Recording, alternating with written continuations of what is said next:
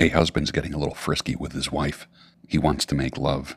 She says, "My gynecologist said I can't have sex for 2 weeks." The husband replies, "What did your dentist say?" I'll never forget the first Russian woman that I dated. After 3 dates, she said, "Do you want to make sex?" I said, "Do you mean make love?" She said, "Yes, that too."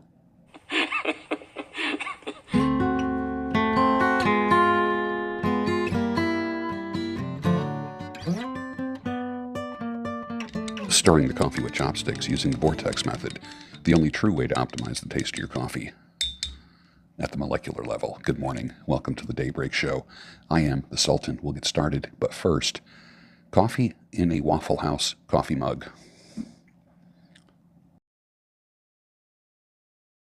Nice. I really think the Daybreak Show should be on the Daily Wire as their early morning show, as in 4 a.m. What do you think? I am not going to throw out the baby with the bathwater, because I will admit that I have met and collaborated with some truly great bros in the manosphere. I can't stand the word.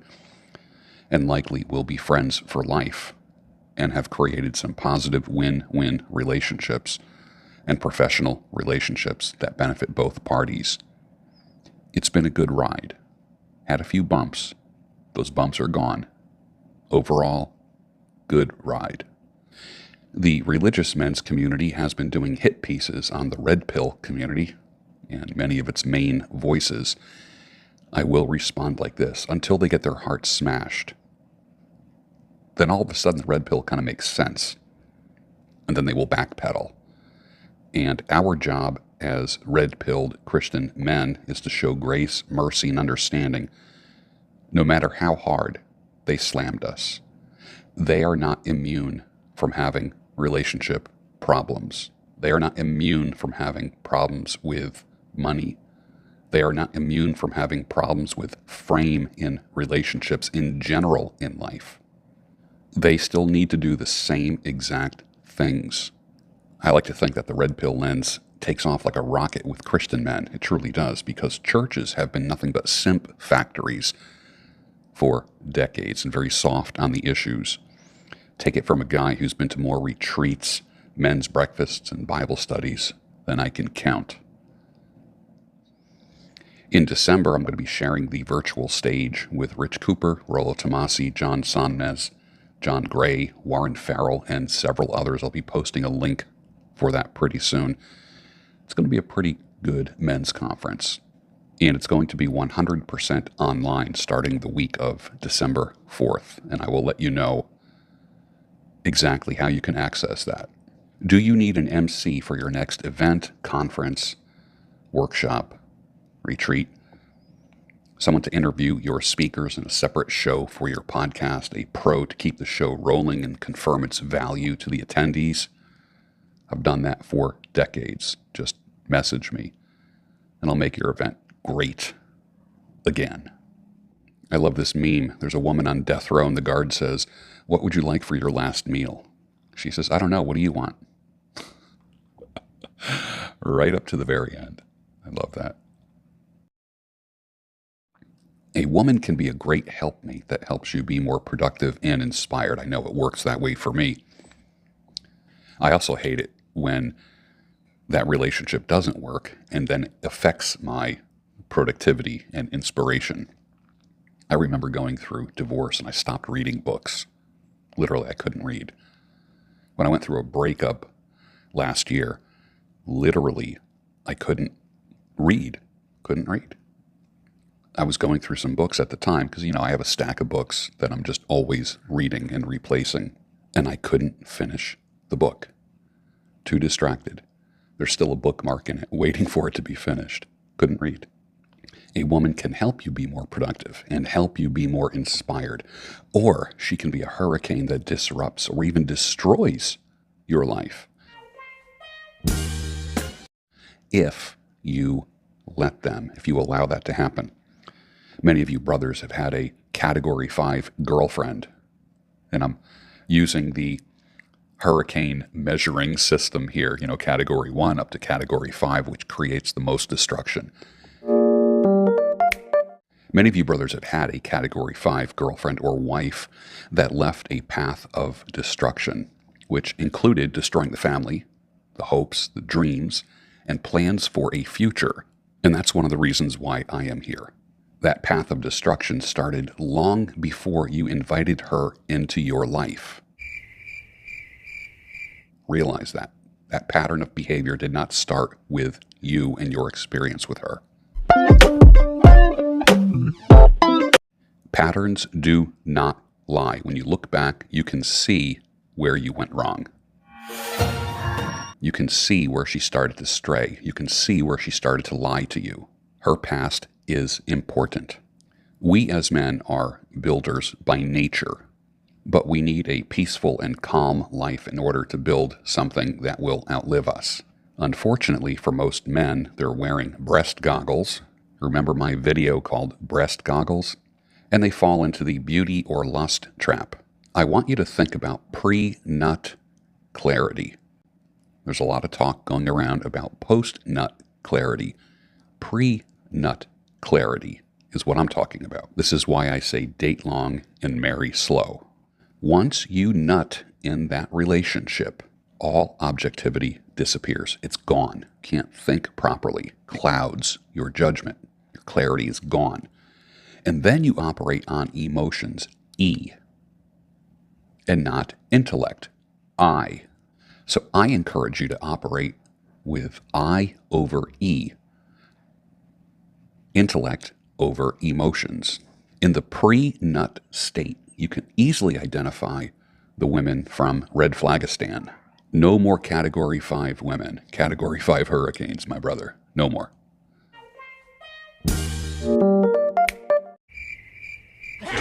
The hotter the woman, the crazier she is. I don't think I need to explain that. The prettier the woman, and there's a difference between pretty and hot. The prettier the woman, the more psychopathic, narcissistic tendencies she's going to have. What do I mean by that? She can lie and deceive without blinking and is very believable. Sociopaths are different. You know when they're lying. Psychopaths, you have no idea.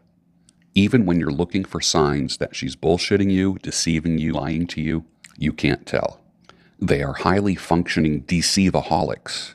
They have good jobs. They put themselves together well. They cook good. They dance. They're good lovers. They have pretty hair and makeup, nice nails, well-read. They can appear to be devout women of faith.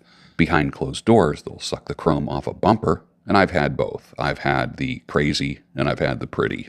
How do you know if you have a hurricane? How do you know if you have a builder and not a destroyer? All the data that you need, my brother, is already available. And that is the former life patterns. No need to make yourself a test subject and find out the hard way. Use your pre-nut eyes, my brother. Because like I said, once there's a nut, all objectivity is out the window. We have breaking news. I love you has been replaced with I lust you. I business you. I'll see you when I see you. And it's not you, it's me. Back to you, Jim. I will say this, the rest of the year is going to go by very fast as usual. Then 2024 will be here. You know, the last 3 months of a year are the fastest. So what plans do you have to finish 2023 strong? In December, we're going to be talking about finishing strong. We had Shred-tember. We are in Pectober. You're doing 100 push-ups a day. We're going into Brovember, which is one man helping another man. And in November, you're going to be helping one man at least once in November. I don't know how you will do that, whether it will be getting someone to a gym, talking to somebody, getting somebody out for coffee or for breakfast or for a drink that has recently had some chaos and trauma in their life. It's one brother helping another brother. In December, we're going to be finishing strong. A lot of stuff going on in the news these days, isn't there? Right? Lights, camera, bullshit. Don't forget when I told you the news is meant to influence you, not inform you. Oh, I have to catch the news. Oh, I want to watch the news. You want to watch the propaganda? It's all a huge psyop, my brother. Huge psyop. Just a reminder, don't try to get her back, get you back. Seriously, you're the one who needs to come back. Buy yourself flowers. Stop buying her flowers and stuff and trying to win her over. Ain't gonna happen, my bro. Ain't gonna happen. Get yourself back. Focus on improving yourself rather than trying to prove yourself. Does that make sense? What a great opportunity to lose weight, to get jacked, to get a good haircut, to walk taller, walk faster. Stomach in, chest out, shoulders back, head held high. Little things like that work their way inward. You might not feel good on the inside, but it's got to start on the outside. Do not wear your heart on your sleeve. I'm not saying deny your emotions. I'm saying just delay them. I love it when you Google things and they give you the drop-down list of popular searches. It's pretty interesting. I did two things.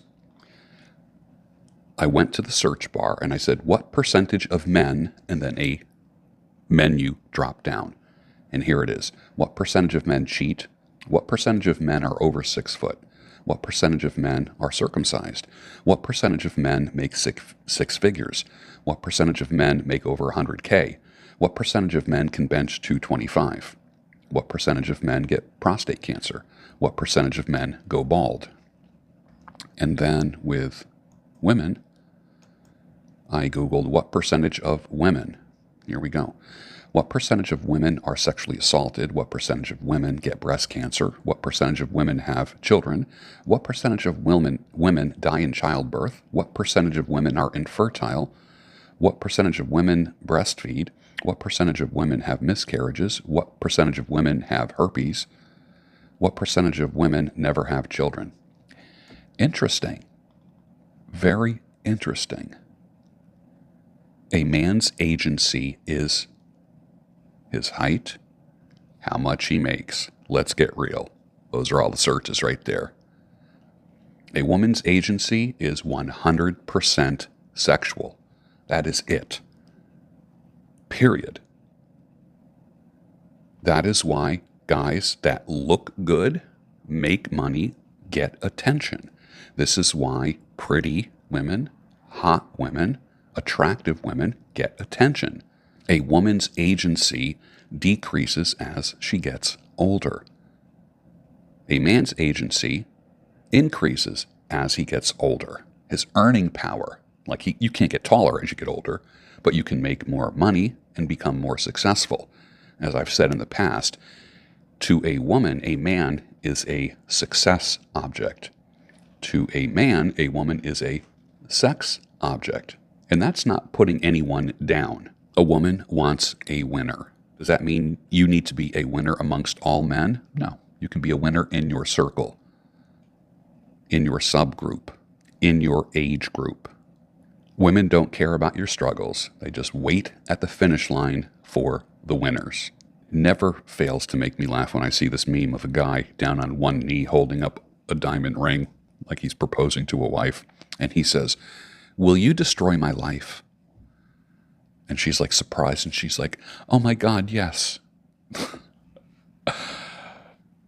56% of marriages end up like that. A fellow writes me, and he says, "In the gym this morning, a 20-something dude is working out. I looked at his t-shirt, and I had to do a double take. It read, 'I love my hot girlfriend, so please stay away from me.'" He says, "I tried not to laugh out loud." He goes, "I bet she's the one in the skimpiest spandex with the male Chad trainer." Can you imagine wearing a shirt like that? That's almost up there with the mate guarding comment that I made last week where I said, "Do you think women fatten you up so you're not attractive to other women?" Great ass! I remember about maybe it wasn't 4. I remember about 6 years ago, I was out with Sultana, and the only 2 seats that were available at this bar were at the bar.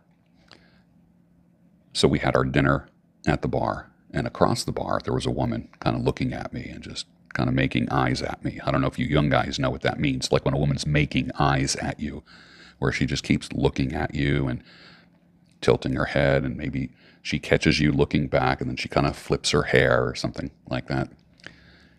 And I will never forget. Perfect. Sultana looking at me and then looking at her, looking at me, looking at her. I wasn't doing anything except enjoying the band. Literally, Sultana goes over to the woman and says, "I see who you're looking at. That's my man. Stop it."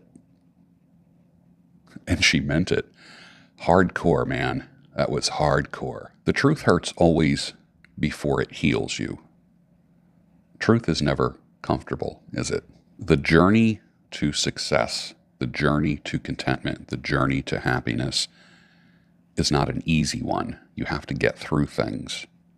You have to overcome breakups, layoffs, physical issues. It's not always a smooth road. Here's a question for you. What are we being distracted from right now with everything that's going on in the Middle East? All I'm getting is, look over here, not over there. What are we being distracted from? You know, I love people. I really do. I love people. I just can't stand their governments. I can't stand their leaders. People are pretty cool. I can talk to anybody, anywhere, any color, any ethnicity. It's just the governments I can't stand. One fellow who watches me from Iran, he made a comment on a live stream, and I said, "How are you, my brother? Good to have you here." I said, "We appreciate my Persian brothers." His reply was, "I thought you hated us." The answer is no. I hate your government. I don't hate you. And you are welcome to be here. Oh my God, did you see what's happening in the world? Hold on a second. Let me light my pipe and take a sip of my coffee. That's my version of hold my beer. Yeah, I see what's happening. I'm choosing not to react. You'll be fine. You'll be okay. An old girlfriend says every time that she smells pipe tobacco somewhere, like goes somewhere and someone's smoking a pipe, she always thinks of me. And I asked her why, and she said, literally, her exact words, "It's the sign of a thinking man." I'm like, oh wow, you didn't tell me that when we were together. Someone who isn't impulsive and a man not afraid of being alone or wanting time to himself. She said every time you would disappear for an hour, you'd come back calm, strong, sure of yourself. And I was jealous of that. I was jealous how you could smoke a pipe, drink coffee, read a book, be at peace, and never turn on the TV, the stereo, or stare at your phone. There's no downside, my brothers, no downside at all. I've been listening to the album Asia, A-J-A, by Steely Dan, and Donald Fagen reveals that the song Asia was inspired by a relative of someone he knew who married a Korean woman by the name of Asia, pronounced Asia. He explained that the song was about the tranquility that can come from a quiet relationship with a beautiful woman. That song makes sense now. I was listening to the album last night, and I repeat that song probably 3 times. The lyrics are up on the hill, people never stare, they just don't care. Chinese music under banyan trees, here at the dude ranch above the sea. Asia, when all my dime dancing's through, I run to you. Up on the hill, they got time to burn, there's no return. Double helix in the sky tonight, throw out the hardware, let's do it right. Asia, when all my dime dancing is through, I run to you. Just a great song about peace. I would encourage you to find that song, Asia, by Steely Dan. Put on the headphones and just enjoy. But he's right. There's nothing like the tranquility and peace that a man gets around a beautiful, loving woman who is a builder. I did have an Asian girlfriend once, and yes, it was true.